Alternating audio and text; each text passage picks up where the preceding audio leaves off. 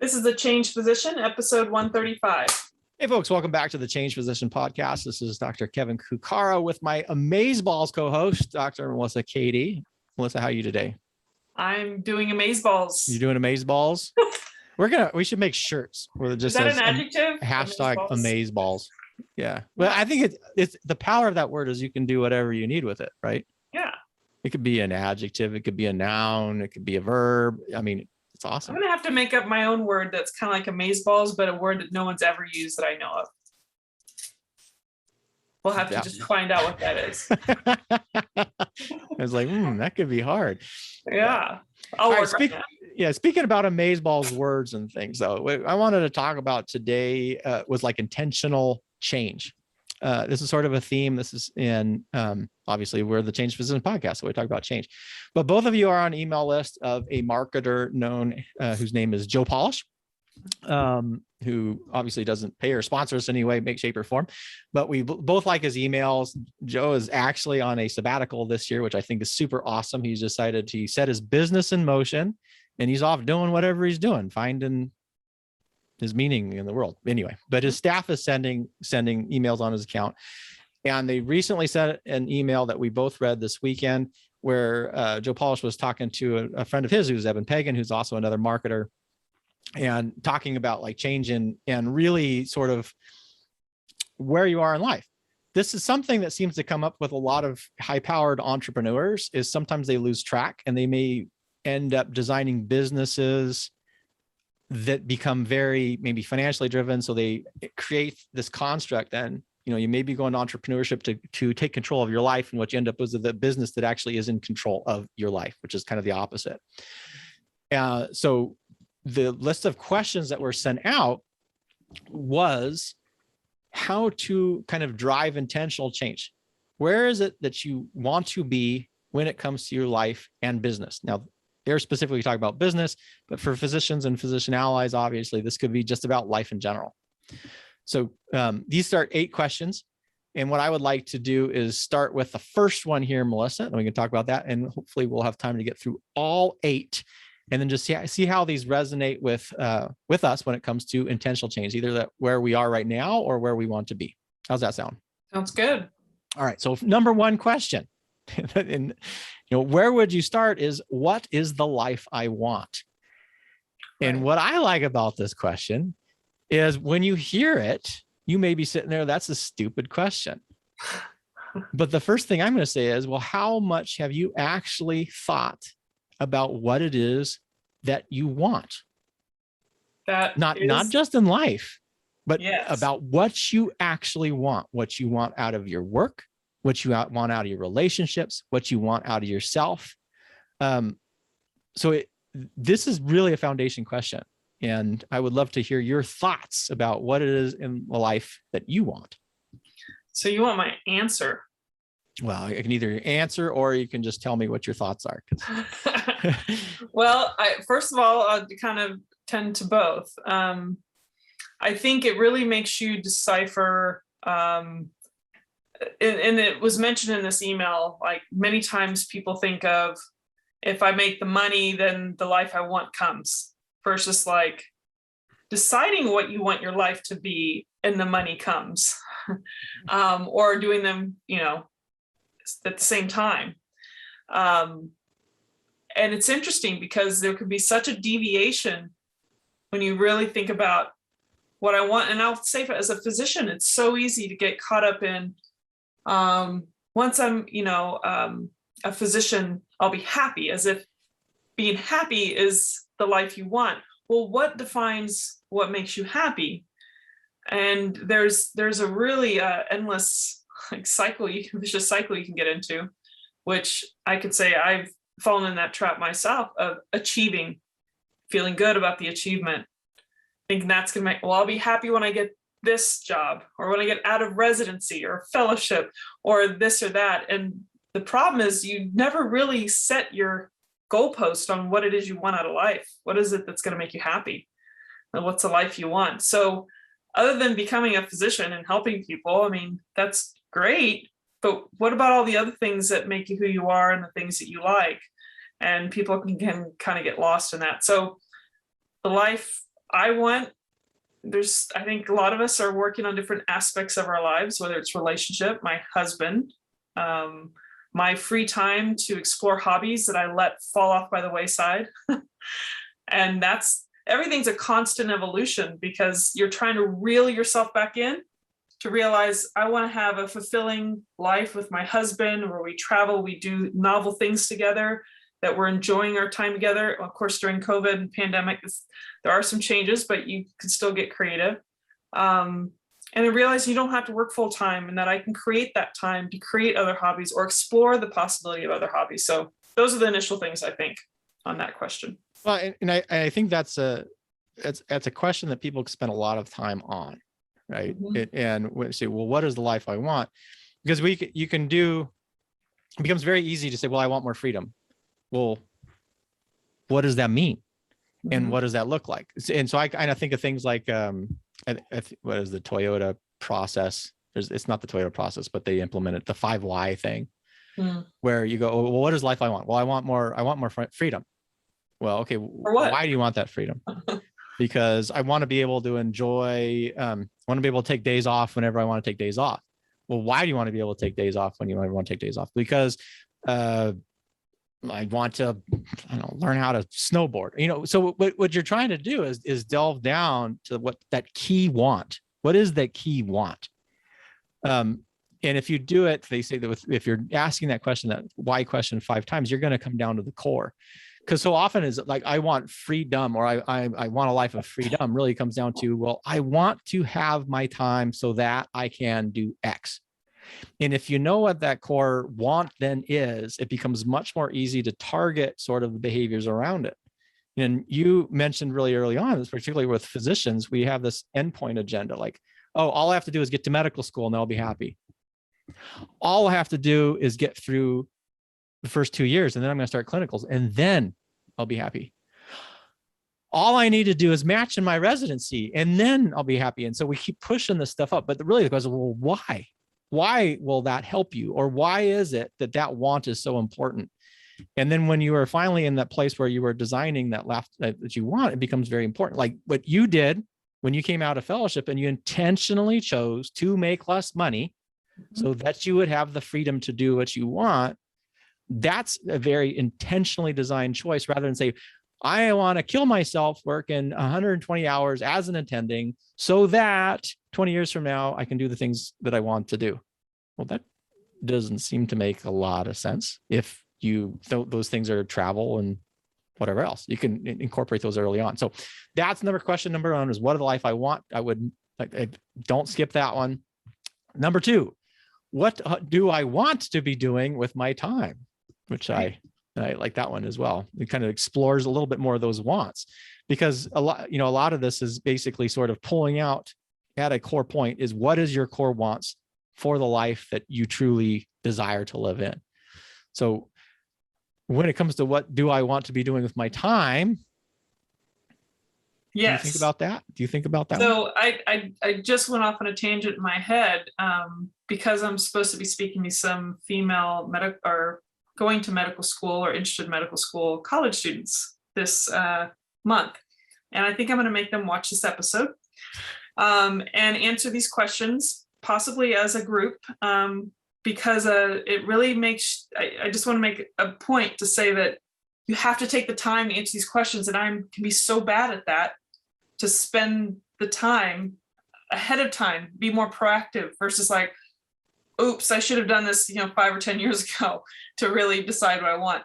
But what I want to be doing with my time, unfortunately, sometimes you discover what you want to do with your time as you just kind of run into things you realize you like, such as traveling or just loving being outdoors and doing all kinds of physical activities, whether it's hiking or spending time with my husband doing those things. Gardening, yard work. Of course, some of the yard work's not like all the time. Once it's done, it's done. But the gardening and yard work, there's always going to be a little portion of it. It's always going to be done. But I love being outside. I don't mind tasking. But beyond what do I want to do with my time, sometimes there's a blank space where it's kind of like, well, I just told you, like, but I don't want to say that's limited. There could be other things down the road that I explore and find that I'd like to do, but you have to have the time freedom to do those things. So I think if you just start with something, maybe a few things, maybe you have a huge family and you want to see them more often and raise children of your own, or be there, for all the practices, and be the one that shows up at school and not be the one that finds out, they missed all the important things. So those are my thoughts on that. So I was also thinking about there's the inverse, because all these are sort of designed at really finding these core wants. And if you're struggling with what do I want to be doing with my time, Mm-hmm. the other question that you can ask yourself would be inverse. What do I not want to be doing with my time?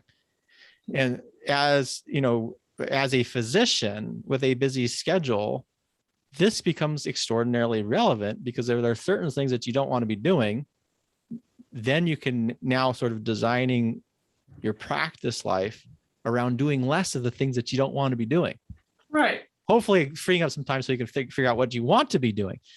So anyway, right. so. And I do love taking care of my patients, but I don't want to be in the operating room all the time with 4 white walls and not being out in nature. So there has to be some kind of level of willingness to depart from my more pleasurable activities. Now I have very meaningful activities with taking care of patients, but I only need a certain amount of that to fulfill that need for that meaning. But there's that enjoyment that's outside on a recreational basis for myself, my soul, whatever you want to call it. It's a different need that I can't get in the operating room. And I was thinking there is, if you're seeing patients in a clinical setting and there's something that you're doing every encounter Mm-hmm. or every day, and you're like, this is stupid. Mm-hmm. The question is not, well, okay, just to complain about it, is to say, okay, if I'm doing this and this is taking up time, I know I want to be doing less of this. What can you design to get rid of that? And hopefully in some things are permanent and some things are required, but there's a lot more creativity than we think about when it comes to this stuff. Like, how do you bring in your MA? Maybe there's a way you can rephrase those questions that people come in. Maybe there's something that you can reach out to your support staff so that they can kind of offload. Maybe there's something that they would enjoy more, or something that you can then focus on, something that isn't something that you hate doing all the day, Right. Whatever. Or creating content online. Or creating content online. Play-by-play for anesthesia, so my patients know what to expect. Yeah, right. Exactly the same. Yeah. Where you don't have to re-see it over and over and over again. Mm-hmm. So number 3, when you're trying to figure out things that you want, is what energizes me? Physical activity and outside. Whoa, you know that one. I know that. I feel good about that. You feel good about that. And the number 3, my husband. Yeah. Physical activity, outside, and your husband are the things that energizes you. Yes, he's got lots of energy. That's good. So Yeah. then that would mean, well, okay, then if you're thinking about things that you want to make sure that you incorporate then those 3 things into whatever your desired life may be. Right. Energy breeds energy. Sunlight is energy. Movement creates more energy. And my husband has energy and it breeds more energy. So there you go. I just put it all together. All right. 4th question about finding the things that you want to do in life, or to making sure that you have an intentional life, is what am I good at? And I like this question because there's a lot of depth and I think about God, what was that show? 60 Minutes. In 60 Minutes, one of the broadcasters, he's retired. I'm hoping he's not dead because this was a long time ago, but he loved jazz. And I'll never forget, he loved jazz. It energized him, and he liked to be around jazz musicians. This guy had not a single musical bone in his body. And he said it and he recognized it and he goes, I have no, internal capability.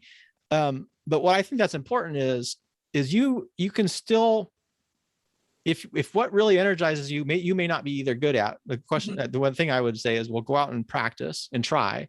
But even if you're not, maybe you're 5'0", I shouldn't say that because there was who was that professional basketball player who's 5'3" or whatever. Okay. Or dancing.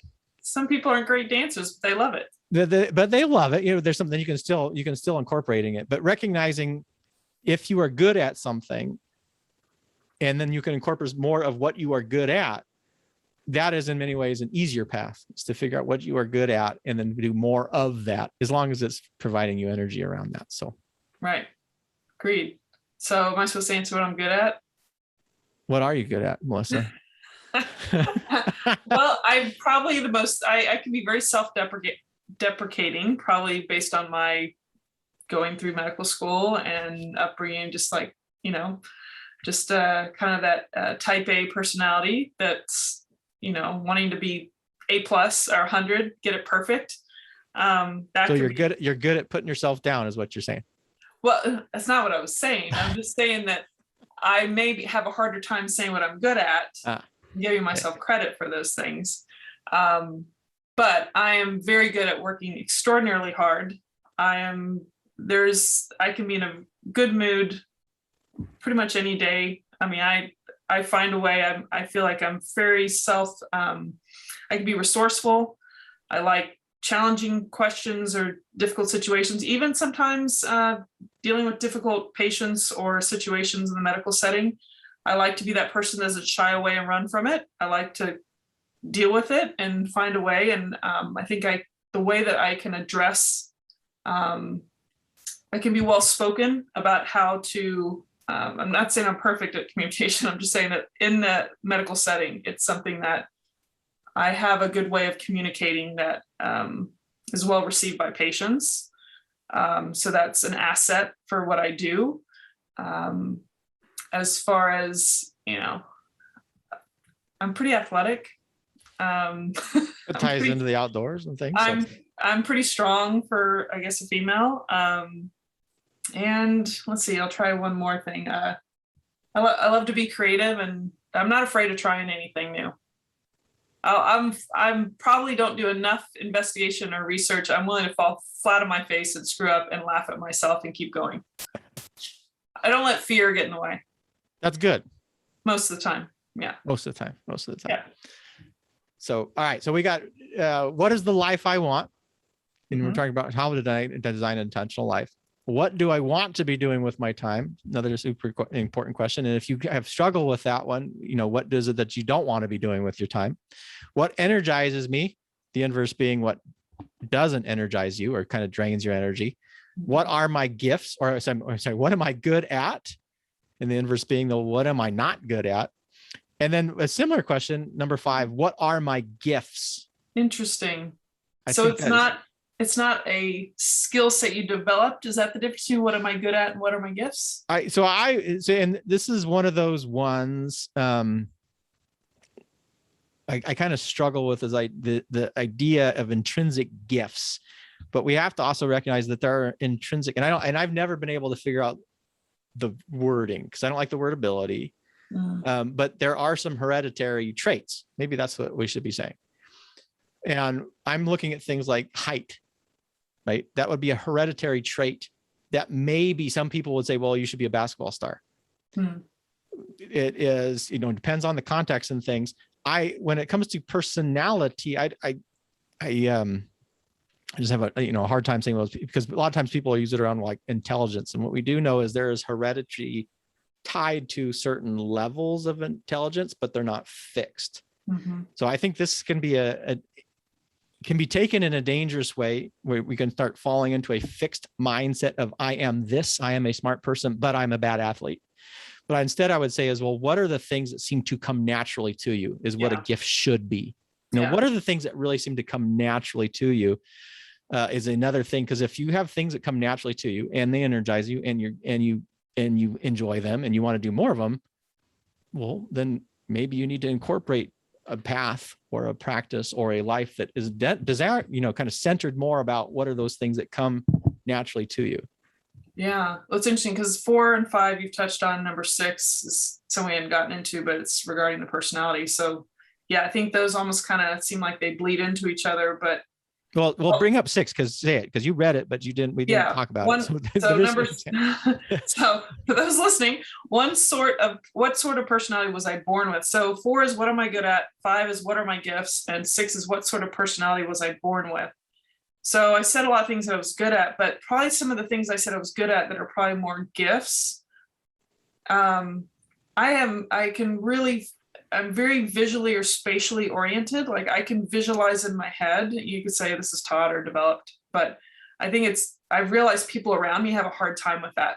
So kind of like an engineer mind, I can adapt it internally. I love chemistry's little molecules and see them when you turn them around and how they shift.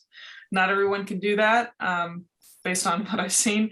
I'm very physically, I have a good kinesthetic awareness, which can be trained too, but I'm a very physically oriented kind of person. It just comes naturally, I think, to a certain extent.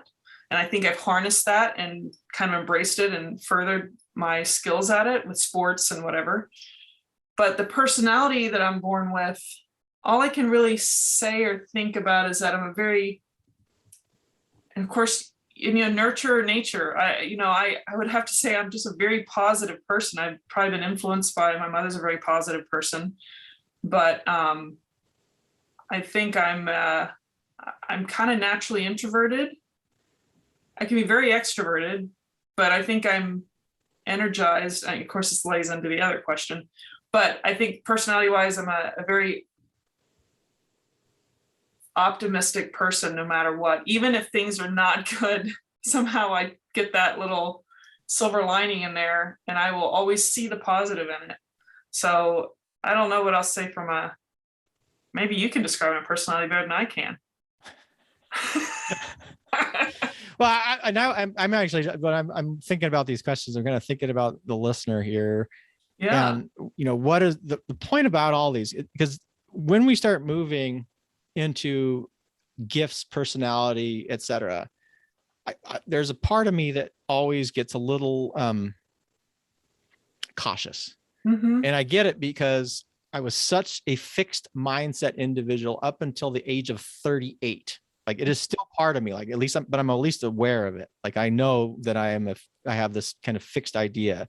I was a smart kid. I wasn't good at, I wasn't an athlete. I was this, I was, and it becomes very easy to get trapped in that. And so I don't ever want to perpetuate the idea that people can't change.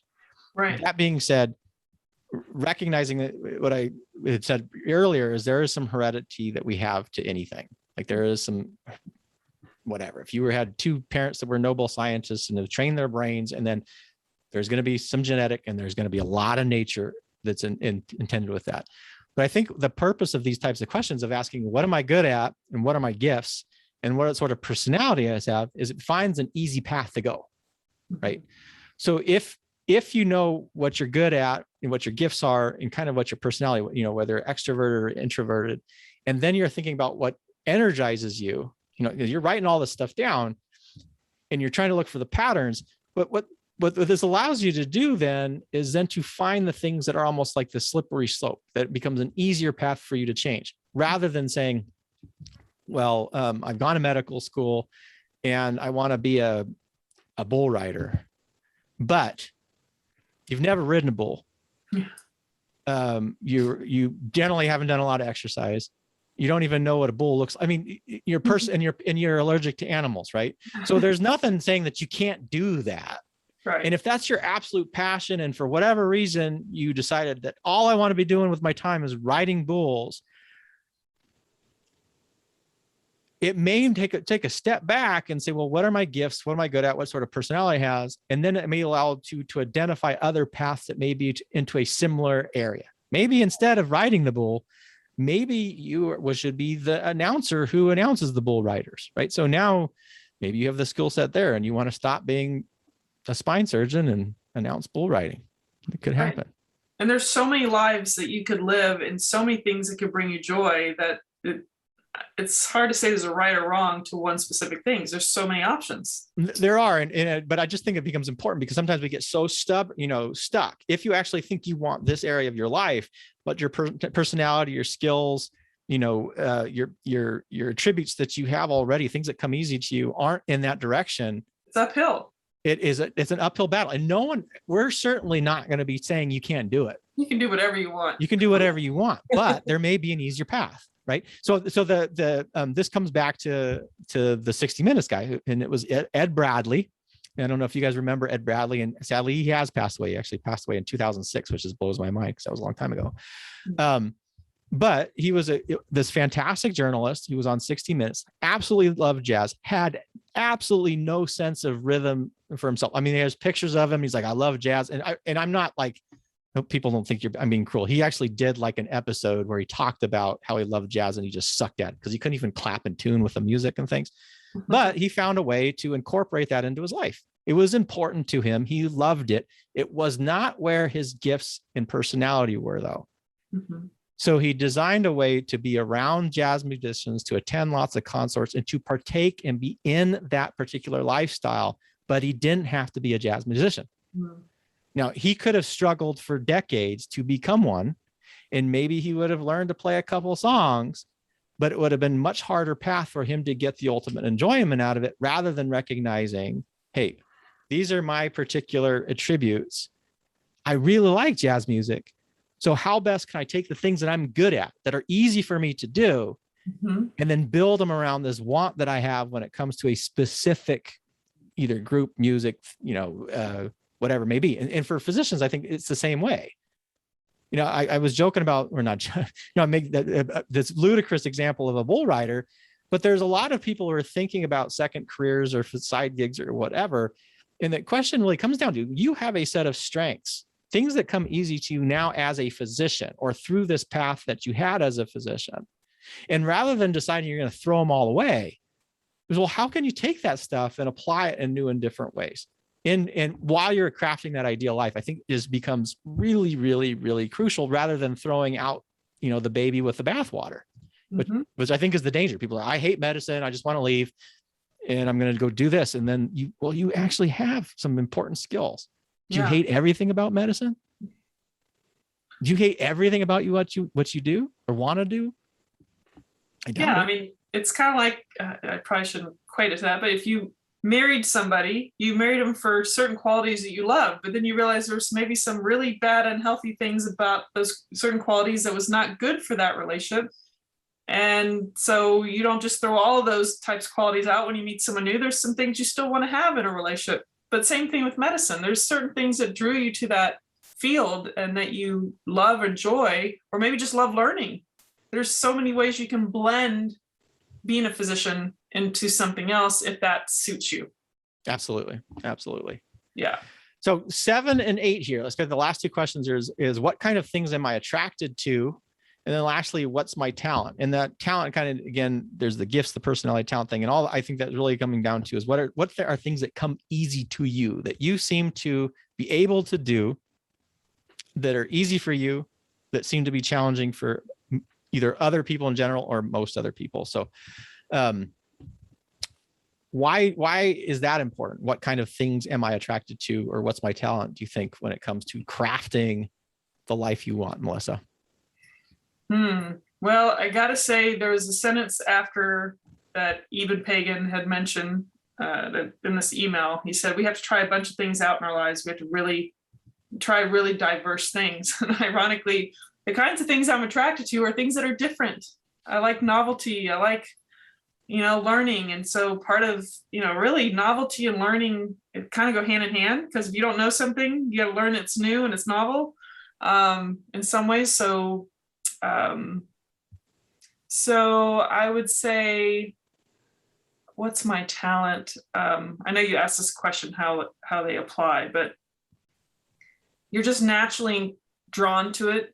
They kind of speak to you, is kind of, how I get that question. But you have to expose yourself to a lot of things to know which things draw you more strongly than others. So you have to be willing to explore. If you're stuck in one thing all the time and you don't give yourself the opportunity to try out different things. I mean, you have a child, I don't have a child, and I'm not gonna tell anyone how to parent, but you're not going to discover their loves and their talents and what they're good at and help them with that exploration phase if you don't put them in a whole bunch of things or try different things, or just be observant as to the things that they do or say, or how they behave. And I'm sure you could attest to many of these things. So that's a big part of it. You got to explore to know the things you're attracted to. And what's my talent? Well, it all comes down to, I always feel like I've been kind of a change person. I don't feel like I've been a fixed mindset for the most. I think I've always had that element of feeling like anything can change, anything's possible, kind of the optimistic outlook. But I think that talents you could almost say that's like gifts. I think it's really close to the gifts. Yeah. And I think they're the core of that, though, when you're looking at anything like personality gifts, strengths or whatever, what you're really trying to identify are things that come easy to you. And the importance behind that, I think, is because what comes easy to us, we tend to devalue, it's very difficult to remember when you can do something like this, that not a lot of people can do that. Yeah. And because it comes so simply, oftentimes we will devalue it. We won't charge for it. We will, offload it. And for physicians, it means this is really important, because if you've completed medical school, and certainly if you've done a residency, and if you've done a fellowship, and if you've practiced for a while, there are things, I guarantee you, that come so quickly to you that you don't appreciate just how valuable those skill sets are. Yes. And so if you are trying to intentionally design the life you want, which includes that vocational standpoint where you're generating income, it's going to be very, very easy to overlook those things that come easy, because you'll think, oh, this is so easy. Why would anybody even pay for this? Yeah, but it's become indoctrinated and embedded within, it's not at the forefront of your mind of not knowing something. It's kind of been embedded within the circuitry, where it's just kind of seen as just common knowledge when it's not common. Well, or even worse, you don't attend to it so much. This is, I just enjoy doing this so much. You don't even think about it in a way that, well, how could you then intentionally design your life so that those things that come easy that you enjoy are things that you're doing every day anyway. Like you may actually think that they're so easy and they're so pleasurable and so enjoyable that they're not work. And so it doesn't count. And then you feel bad about charging for it. And you feel it's bad about charging when, ideally, whatever your vocation should be, they say, whatever you're doing, the ideal job, I'll use it in that term, whatever your business is, if you're doing it and you love it and you would do it for free, that's probably the business that you should be in. Now, you can't charge, you can't be for free, which is a whole nother discussion about overcoming that gap. But don't devalue it. That's for sure. Don't devalue it. Right. So, I think that in general, these are questions to find your calling. There are some overlaps, we think, in these questions. We're going to encourage a growth mindset, a change mindset, not a fixed mindset, but something personalized to you that makes sense for the unique person that you are, that has value for this world. And we want you to put more value out in this world, because this world could use a lot more of it. Any other last words, Kevin? Well, I think it really comes down to is what is the life that you want, right? That's the number one question there. And all of the rest of them are kind of getting to that point. And if you haven't asked that question yet, you probably need to. Right. Because as we've talked about multiple times here, if you're not designing and being aware and doing intentional change, then it's all the unintentional stuff. And you may end up in a life that you didn't really ever want to be in. I'm not going to say it's any fault of yours. It's simply because you were floating kind of unaware through the seas, and everybody else told you what you wanted to be. And when you end up someplace and you're like, whoa, how did I get there? Like that Talking Heads song. This is not my beautiful life. This is not my beautiful wife. It's because you didn't ask that question. What is the life I want? Exactly. So for those listening that are considering becoming a physician or just trying to change their own life, becoming a physician does not naturally answer all 8 of these questions for you. You've got to do the work. You've got to be intentional. Think about these questions, because the ride you will have throughout training will be so brisk and fast that it'll be hard to evaluate these things clearly. And it's very easy for people to end up being changed physicians because they were not intentional from the get-go, or the system somehow changed them in ways they didn't expect. And they're doing a lot of this evolution in their middle life. It could be anywhere along the spectrum, but I hope that these questions that were brought up today will help you be intentional and think about really what you want to be, or even if you've chosen to become a physician, you can be along the way, be very intentional on how you create the life you want when you get done with your training. From those of us here, we'd love to see you on all of our podcast venues, commenting, sending us emails. You can go to thechangedphysician.com, be part of the community, whether you're a physician or a physician ally, or just love to hear Kevin and I talk. We look forward to seeing you on the next episode. And until then, please take care. Stay well, folks.